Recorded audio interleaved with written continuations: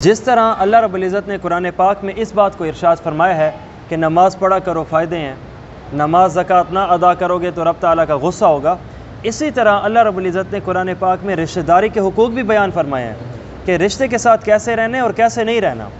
ایک طرف ہم مسلمانوں کا یہ دعویٰ ہے کہ ہماری مکمل 24 گھنٹے کی زندگی یا تو ثواب ہے یا گناہ ہے، تو ضروری بات ہے کہ 24 گھنٹے کے احکامات تو اللہ رب العزت نے بتائے ہوں گے، انہی احکامات میں سے آج آپ کے سامنے یہ درد دل لے کے میں بیٹھا ہوں کہ رشتہ داروں کے ساتھ تعلق انسان کا کیسا ہونا چاہیے۔ ہم مسجد کے اندر آتے ہیں تو عبادت گزار بنتے ہیں، عبادت گزار بڑا اچھا بندہ ہے۔ یہ تو جو گالی دینے والا ہوتا ہے وہ بھی الحمدللہ رب العالمین پڑھ رہا ہوتا ہے، جو عبادت گزار بد نظر باہر ہوتا ہے وہ بھی اپنی نگاہ کو اب چھکا چکا ہوتا ہے، اور جو دل میں غلط خواہشات لیے بیٹھا ہوتا ہے اب وہ مسجد میں آ کے اللہ سے ڈرنے والا ہوتا ہے۔ اور جب مسجد سے ہم باہر نکلتے ہیں، بازار میں بیٹھیں تو دکاندار ہیں، کرسی پہ بیٹھیں تو عہدے دار ہیں، اور اگر گھر میں جائیں نا تو یہاں پہ رشتہ دار ہیں۔ رشتہ داری کی ترتیب کیسے ہونی چاہیے؟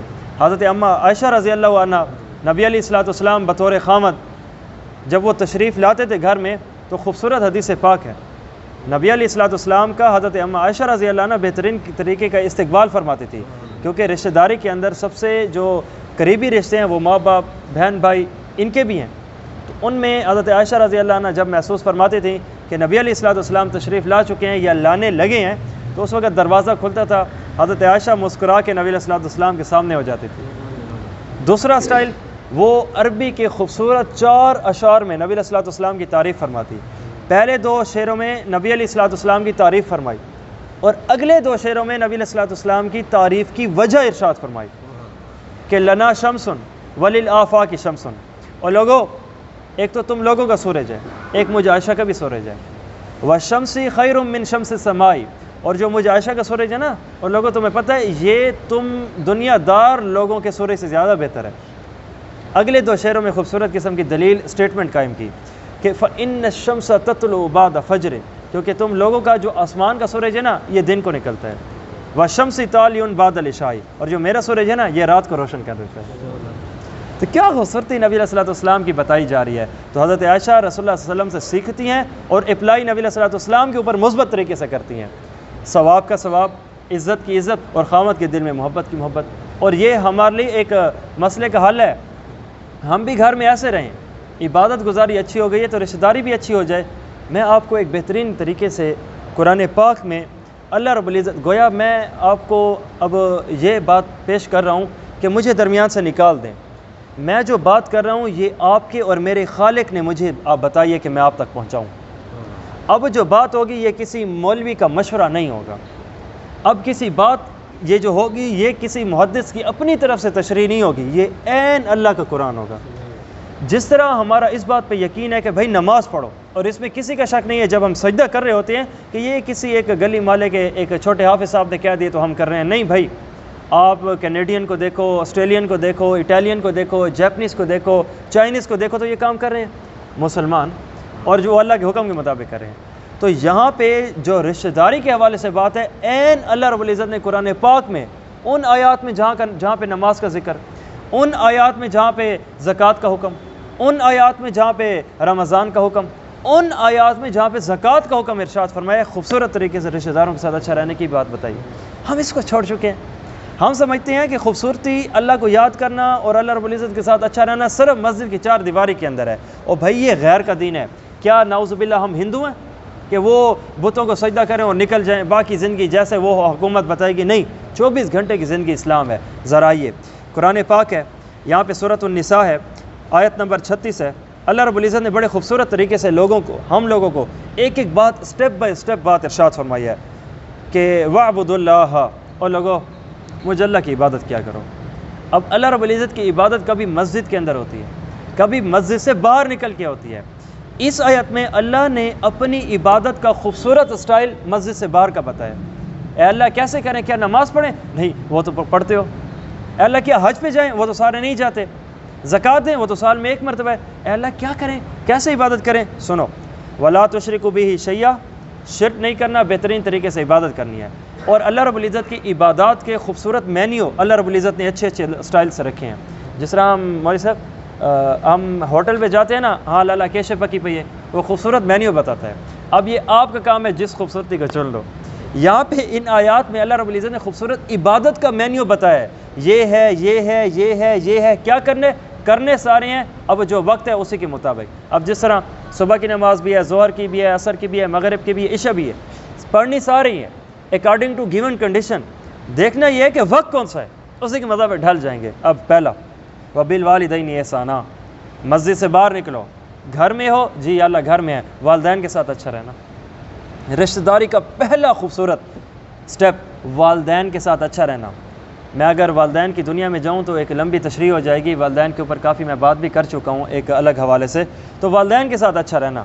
اب یہ کیا ہے؟ یہ رشتہ داروں میں سب سے پہلا جو اسٹیپ ہے خوبصورت. اللہ رب العزت نے اس آیت کے لحاظ سے ارشاد فرمایا کہ رشتہ داروں میں والدین کا حق بنتا ہے.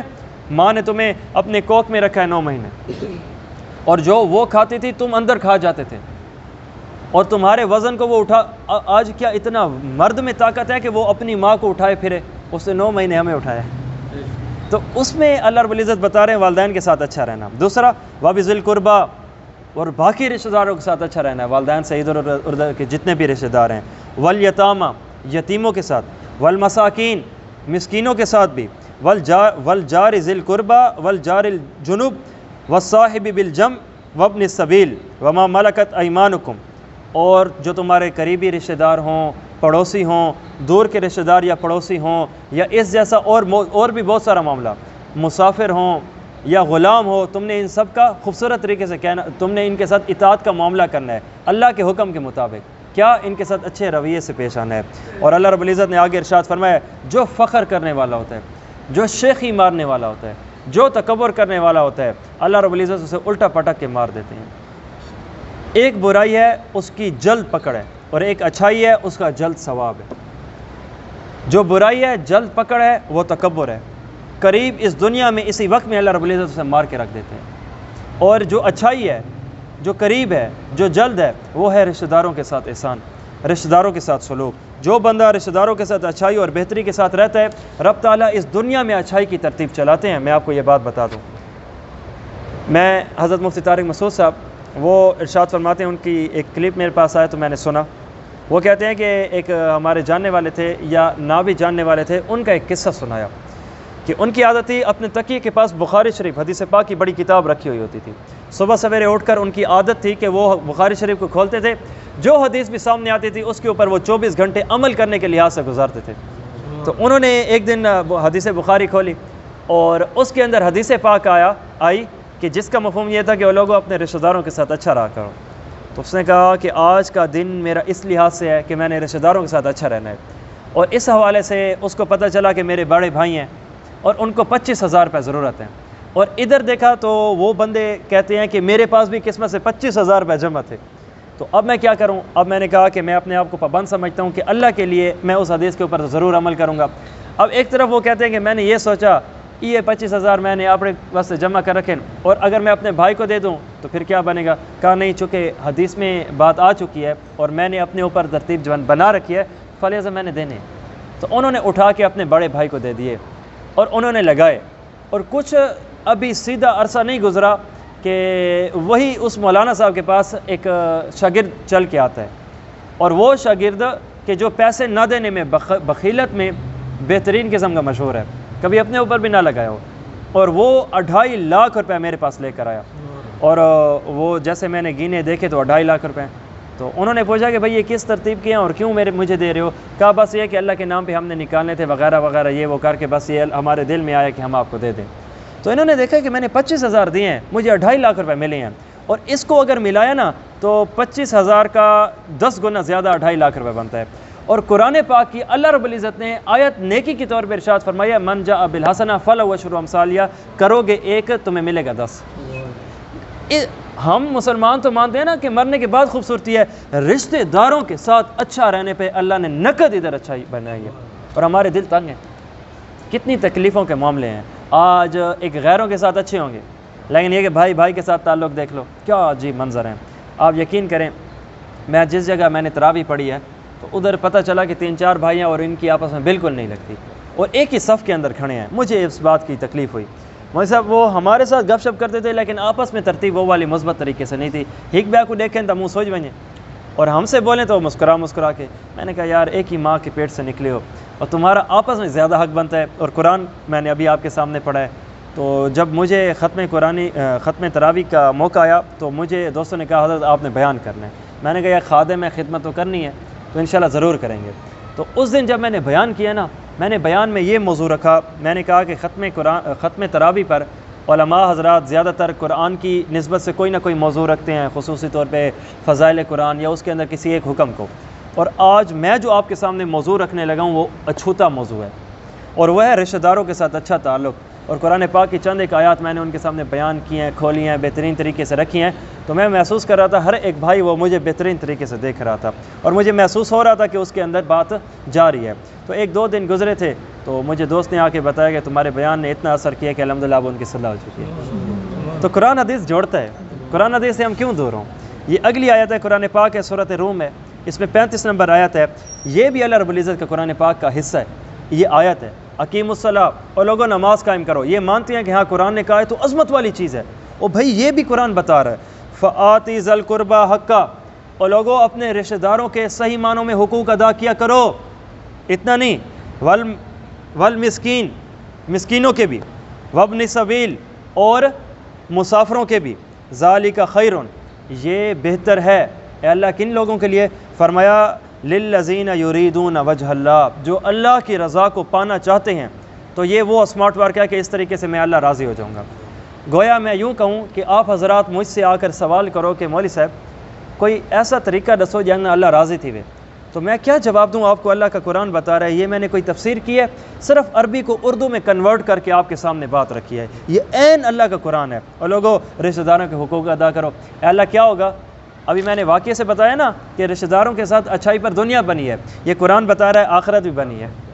اور بڑی چیز میں چھوٹی چیز آ جاتی ہے نا, 10 روپے میں 5 روپے آ گئے تو آخرت بڑی ہے, دنیا چھوٹی ہے. بڑی آخرت میں دنیا کئی مرتبہ سمجھ جاتی ہے. تو اللہ رب العزت دنیا جھونگے میں بنا دیں گے. یہ خوبصورتی ہے. تو یہ ہے وظیفہ. لوگ بھاگتے ہیں وظیفوں کے پیچھے. یہ خوبصورت وظیفہ ہے, اسے لوگ دنیا بناؤ. میرے پاس یہ خاور والی گلی کے قریب 3 4 5 سال بلکہ اس سے کم میں جا رہا تھا تو مجھے ایک بندے ملے, وہ دبئی میں رہنے والے تھے. کہا تمہارے بیانات سنتے رہتے ہیں وغیرہ وغیرہ, کافی اچھا بھی لگتا ہے یہ وہ, تو آپ میرے لیے دعا کرو, میرے رزق کے دروازے بند ہیں. تو میں نے کہا اوہو, اور کہا کہ مجھے وظیفہ بھی دو. میں نے کہا ٹھیک ہے وظیفہ تو ہم دیں گے. تو میں نے اسے کہا کہ تم نے کسی کا ادھار تو نہیں دینا؟ کہا تھوڑا بہت دینا ہے, انشاءاللہ ادائیگی کی صورت بنا رہا ہوں. میں نے کہا بہت اچھا ہو گیا. دوسرا سوال میرا یہ ہے کہ رشتہ داروں کے ساتھ تو تم نے اوپر نیچے معاملہ نہیں کر رکھا. کہا وہ تو کچھ نہ کچھ بربادیاں کر رکھی ہیں. میں نے کہا جاؤ پہلے وحلے میں جا کے ان سے معافی مانگو, ان کے پاس چل کے جاؤ, مسئلہ حل کرو, اللہ کی قسم رزق میں وسعت آ جائے گی. کہا یہ تو نہیں ہو سکتا. میں نے کہا عجیب بندے ہو. جو بندہ اپنے مسئلے میں مخلص ہوتا ہے نا تو آپریشن تک پہ تیار ہو جاتا ہے. جسم کا عیب ہے لیکن وہ مخلص ہے, بھائی مجھے تکلیف ہو رہی ہے, میں اس سے نکلنا چاہتا ہوں. اگر صحیح معنوں میں تم اپنے رزق پریشان ہو, میرا گریبان آ کے پکڑنا. کیوں میں اتنی مضبوطی سے بات کیوں کر رہا ہوں؟ مجھے قرآن بتا رہا ہے, مجھے قرآن بتا رہے ہیں, مجھے اللہ رب العزت بتا رہے ہیں کہ ایسا معاملہ ہوگا. حدیث پاک میں واضح طور پہ فرمایا گیا ہے جو بندہ چاہتا ہے میری عمر میں برکت آئے, رشتہ داروں کے ساتھ اچھا رہو. جو بندہ چاہتا ہے میرے معاملات آسان ہو جائیں, رشتہ داروں کے ساتھ اچھا رہو. جو بندہ چاہتا ہے میرے رزق میں وسعت آ جائے, اللہ کی قسم اللہ کے پاک پیغمبر نے فرمایا تم رشتہ داروں کے ساتھ اچھا ہو جاؤ, اللہ تمہارے ساتھ اچھا ہو جائے گا. بڑی خوبصورتی ہے. چھوڑ کے بیٹھے ہیں, افسوس کا مقام ہے, افسوس کا. یہ واضح میں نے اپنے گھر میں واضح طور پہ کہہ رکھا ہے. میں نے کہا ہے ہم ہر کے پاس جائیں گے. مجھے میری والدہ اور کہنے لگے نہ یہ سارو نہ چل کے آسی. میں آ کے سکو اللہ ڈو پہ دیتے اسا ٹور کے ویسو. دو ہی باتیں ہیں, یا تو ہم غلط ہیں یا تو میرے رشتہ دار غلط ہیں. جو اگر ہم غلط ہیں نا پھر اللہ سے ڈرنا چاہیے, چلنا چاہیے اور معافی مانگنی چاہیے. اور اگر وہ غلط ہیں تو یار ان کو جا کے منانا چاہیے, ان کو بتانا چاہیے, ان کو سمجھانا چاہیے کتنی خوبصورتیاں ہیں, کتنے مسائل ہیں. کبھی بھی مجھ پہ پریشانی آتی ہے تو میرے چند ایک کام ہیں, جن میں ایک کام یہ بھی ہے کہ رشتہ داروں کے ساتھ بندہ اچھا رہنے لگ جائے. آپ دیکھو تو صحیح, آپ دیکھو تو صحیح. بھائی امام صاحب نے اللہ اکبر کیا, ہم نے اللہ کے لیے ہاتھ اٹھا لیے, تو یہاں پہ تھوڑی سی زبان بھی تو بول لیں, قدم بھی تو اٹھا لیں, پیارے نراز پڑھیں. وہ دور دور کے ساتھ ہم کہہ رہے ہیں کہ بھائی مولانا صاحب وہ والا وظیفہ جرا پڑھا ہم نا 1 لاکھ دفعہ لا الہ الا اللہ, اللہ راضی تھی ویسی. اور بھائی تمہارا لا الہ الا اللہ گھر میں پڑا ہے, اس پیارے کے ساتھ تو اچھا رہو. پھر اس کے بعد دیکھو ہمارا معیار اصل میں کیا ہے کہ یار وہ ہمارے ساتھ اچھا رہے گا تو ہم اس کے ساتھ اچھا رہیں گے، غلط ترتیب ہے، غلط ترتیب ہے۔ ہم ان کے ساتھ اچھا اس وجہ سے نہ رہیں کہ وہ ہمارے ساتھ اچھا رہیں گے تو رہیں، نہیں، اس وجہ سے اچھا رہیں جو تاکہ اللہ رب العزت ہم سے راضی ہو، اور وہ غلط ہیں۔ آپ اچھا رہو، اللہ کی قسم آپ پہ اللہ کی رحمتوں کی بارش آئے گی۔ اب کون ہے جو اللہ کی رحمتوں کی بارش نہیں لینا چاہتا؟ یہ واضح طور پہ میں آپ کے سامنے باتیں رکھ رہا ہوں۔ تو آگے اللہ رب العزت نے ارشاد فرمایا یہ کام کر لو گے وَأُولَٰئِكَ هُمُ الْمُفْلِحُونَ، سب سے بڑے بہترین کامیاب تم ہو۔ 2022 کا زمانہ ہے، ذہن میں آتا ہے کاش پیغمبر ہوتے تو اپنے مسئلوں کا حل تو تلاش کرواتے، نبی گئے ہیں، قرآن چھوڑ گئے ہیں۔ وہ جس طرح آج کل عید کے بعد ہماری نمازوں کا حال ہے نا، تو میں مسلمانوں سے کہتا ہوں کہ رمضان ختم ہوا ہے، اسلام تو ختم نہیں ہوا نا، مساجد تو وہی ہیں، تو اعلان گمشدگی ہے ہمارے نمازیوں بھائیوں کے لیے، تو ترتیب تو وہی ہے، روزے ختم کرنے تھے، تم نے نمازی ختم کر لیا ہے، وہی دوبارہ 1-1.5 صف پہ آ کھڑے ہو۔ تو اللہ رب العزت کے احکامات اس ترتیب کے ساتھ بھی خوبصورتی ہے۔ اگلی آیت میں آئیں، اللہ رب العزت قرآن پاک سورۃ الرعد 20، 21، 22، 23 اور 24 نمبر آیت ہے، اس میں اللہ رب العزت نے خوبصورت طریقے سے ایک ایک اسٹیپ سے ہمیں سمجھایا، رشتہ داروں کے ساتھ خوبصورت ترتیب کی۔ نمبر 1، الذین یوفون بعہد اللہ، وہ لوگ جو اللہ کے ساتھ کیے ہوئے کنٹریکٹ کو، ایگریمنٹ کو، معاہدے کو، کیے گئے بات کو پورا کرتے ہیں، ولا ینقضون المیثاق، اور پیچھے نہیں ہٹتے۔ اچھا آگے، والذین، اور وہ لوگ یصلون ما امر اللہ بہ ان یوصل، رشتہ داروں کے ساتھ اچھا سلوک رکھتے ہیں، ویخشون ربہم، اور اس وجہ سے کہ اللہ رب العزت ان کو عطا کرے گا، اپنے رب سے ڈرنے کی وجہ سے، ویخافون سوء الحساب، اور قیامت کے دن کی سخت عذاب سے ڈرنے کی وجہ سے۔ تو پھر کیا ہوتا ہے، والذین صبروا ابتغاء وجہ ربہم، اور وہ لوگ جو اللہ رب العزت کی رضا کی خاطر، اللہ رب العزت کے چہرے کی خاطر ترتیب چلاتے ہیں، واقاموا الصلاۃ، نماز قائم کرتے ہیں، وانفقوا مما رزقناہم سرا وعلانیہ، اور اللہ کے دیے ہوئے مال سے وہ اعلانیہ اور خفیہ خرچ کرتے ہیں، وَيَدْرَؤُونَ بِالْحَسَنَةِ السَّيِّئَةِ، اور وہ برائی کا بدلہ بھی اچھائی سے دیتے ہیں، اولئک لہم عقبی الدار، یہ وہ لوگ ہیں جن کے لیے اچھا ٹھکانہ ہے۔ ہم تلاش کرتے ہیں نا آج کہ میرا اسلام آباد میں بنگلہ ہو جائے، اس جگہ ہو جائے، اس جگہ ہو جائے، ارے جنت بھی تو خوبصورت جگہ ہے جہاں پہ تو عیب ہے ہی نہیں، تو وہاں کی ترتیب نہیں بنائیں گے؟ اللہ رب العزت نے فرمایا تمہارا پلاٹ ایسے مفت میں ہے۔ کیا؟ یہ چند ایک کام ہے، جن میں ایک کام جو میرا موضوع ہے، رشتہ داروں کے ساتھ اچھا رہنے پر اللہ رب العزت نے جنت کے پلاٹ کو تمہارے لیے الاٹ کر دیا۔ کیا خوبصورتی ہے، ہم چھوڑ کے بیٹھے ہیں۔ اور اتنا نہیں ہے، آگے اللہ رب العزت نے فرمایا رشتہ داروں کے ساتھ اچھا رہو گے تو جنات عدن یدخلونها ومن صلح من آبائہم وازواجہم وذریاتہم والملائکۃ یدخلون علیہم من کل باب، اور یہ لوگ وہ ہیں کہ جو جنت میں جائیں گے، اور یہ تو یہ ان کے بڑے بھی جائیں گے، ان کی عورتیں بھی جائیں گی، ان کی اولاد بھی جائے گی، اور ملائکہ بطور پروٹوکول ان کے پاس ہر ایک دروازے سے آ کر سلام کریں گے۔ یہاں پہ ہم دیکھ لیں گے ہم سے تھوڑا درجے میں اونچا، بھائی میں محلے دے سچو سلام کیتا ہے، ادھر اللہ کے پاک نورانی مخلوق وَيَفْعَلُونَ مَا يُؤْمَرُونَ، وہ کرتے ہیں جو اللہ فرماتے ہیں، لا یاسون اللہ ما امرہم، اللہ رب العزت کے حکم کو توڑتے نہیں ہیں، یہ وہ مخلوق ہے، یہ ہمیں سلام کرے گی اللہ کے حکم سے۔ کس وجہ سے؟ رشتہ داروں کے ساتھ اچھا رہنے پر۔ کیا خوبصورتی ہے، اللہ رب العزت کی ترتیبوں کو ہم چھوڑ کے بیٹھے ہیں۔ تو آگے یہ بات ہوگی کہ سلام علیکم، تم لوگوں پہ سلامتی ہو، اے اللہ کس وجہ سے آپ کی طرف سے ہم جیسے بندوں پہ سلامتی آ رہی ہے؟ فرمایا بما صبرتم فنعم عقبی الدار، جو تم نے سہا ہے، تم تو اچھا رہتے تھے، بدلے میں رشتہ دار تمہارے ساتھ 2 نمبری اونچ نیچ کر لیتے تھے، مسکرا کے جواب دیتے تھے، پکاتے تھے تو ان کا حصہ بھی رکھتے تھے، اچھائی کے ساتھ رہتے تھے، تو تم نے یہ سہا، آج تمہیں خوبصورت طریقے سے ہم نے نظام چلا دیا ہے۔ تو یہ اللہ رب العزت کی طرف سے ترتیبیں ہیں۔ اگلی آیت بھی دیکھ لیجئے، قرآن پاک سورۃ النحل ہے، اللہ رب العزت ارشاد فرماتے ہیں ان اللہ یأمر بالعدل والإحسان وإیتاء ذی القربى، اللہ رب العزت تمہیں حکم کرتا ہے انصاف کرو، احسان کرو، اور اس کے ساتھ رشتہ داروں کے ساتھ اچھا رہو۔ اس آیت میں اللہ رب العزت نے 6 کام بتائے ہیں، 3 کام اچھے ہیں کرنے کے، 3 کام برے ہیں چھوڑنے کے۔ یہ 3 کام جو بتائے ہیں یہ اچھے تھے، اگلے اور وہ برائی کے طور پہ ہیں، وَيَنْهَى عَنِ الْفَحْشَاءِ وَالْمُنْكَرِ وَالْبَغْيِ، کہ بے حیائی، برائی اور ظلم کے کاموں سے رک جاؤ۔ یہ 3 کام اچھے ہیں، کر لو اور ان سے بچ جاؤ، اللہ رب العزت کی طرف سے بڑی خوبصورتی ہے۔ اب میں آپ کو ایک عجیب ترین بات بتاؤں، ابو بکر صدیق ہیں، واقعہ عفق ہے، حضرت عائشہ رضی اللہ عنہ پہ منافقین نے جب الزام لگایا گھنونا خراب قسم کا، تو اس پر ان میں ایک صحابی رسول حضرت مصطح بھی تھے، اور یہ ابو بکر صدیق کے رشتہ دار تھے۔ اور یہ غریب ہونے کی وجہ سے ابو بکر صدیق ان کو اللہ کے نام پہ کچھ نہ کچھ دیا کرتے تھے۔